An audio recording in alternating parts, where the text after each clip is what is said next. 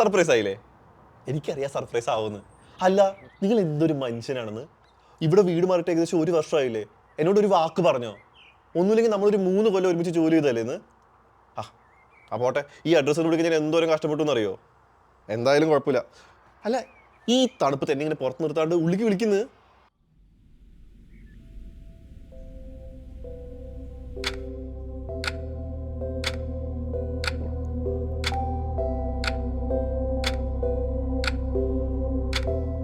ഇവിടെ റേഞ്ച് ഒന്നുമില്ലേ? പിന്നെ എന്തൊക്കെയുണ്ട് വിശേഷം?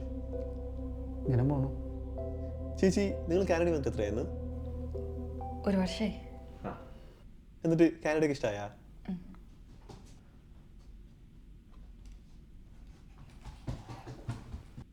മോന്റെ പേരെന്താണ്? മോന, നീ ഇപ്പൊ വല്ല കുട്ടീനെ ഇവിടെ കണ്ട? പിന്നെ കാണാണ്ട് അവൻ വന്ന് അവന്റെ കളിപ്പാട്ട് എടുത്തിട്ട് പോയില്ലേ? എടാ, ചെറിയൊരു പ്രശ്നമുണ്ട്. ഞാൻ ചോദിക്കാതിരിക്കായിരുന്നു. ചേച്ചിക്ക് എന്തെങ്കിലും ഹെൽത്ത് ഇഷ്യൂ? എടാ, അതൊന്നുമല്ല.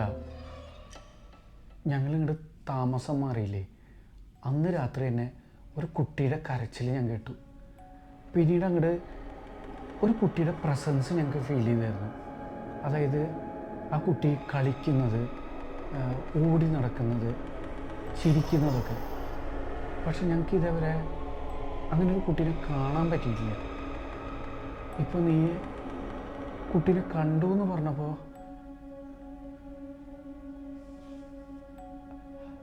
ഏട്ടാ, ഒന്ന് വെറുതെ ഇരുന്ന് ഒരുമാതിരി ആളെ പറ്റിക്കാനായിട്ട്.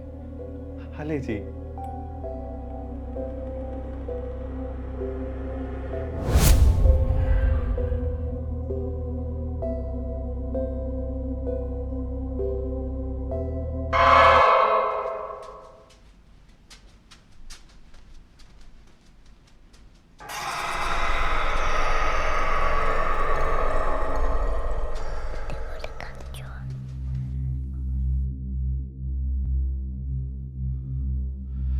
ഞാൻ ഇറങ്ങട്ടെ.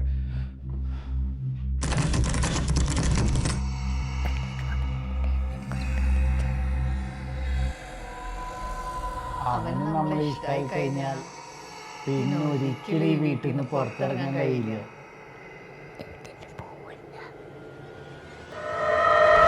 Come, let's play.